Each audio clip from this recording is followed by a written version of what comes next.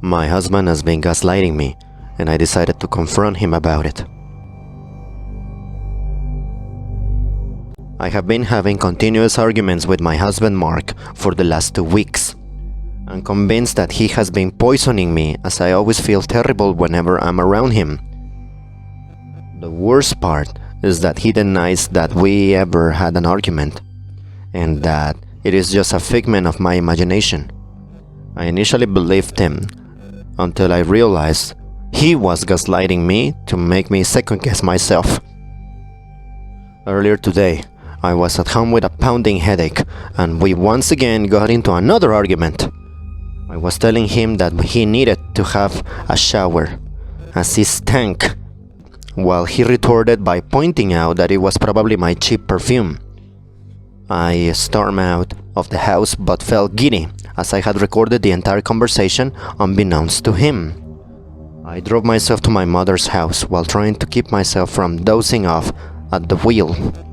I explained everything to my mother, and she was absolutely furious.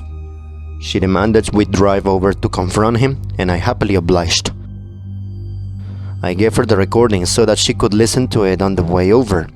I could see the concern on her face as she listened to it, while I tried my best to figure out what the beeping noise was in the background.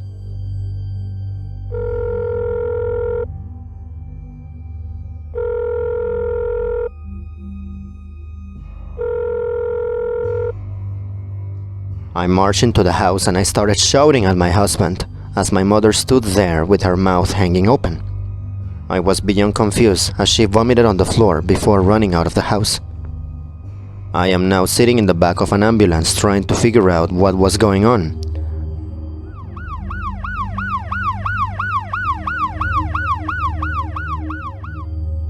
The paramedics kept claiming that my husband has been dead for 2 weeks, which I know is insane.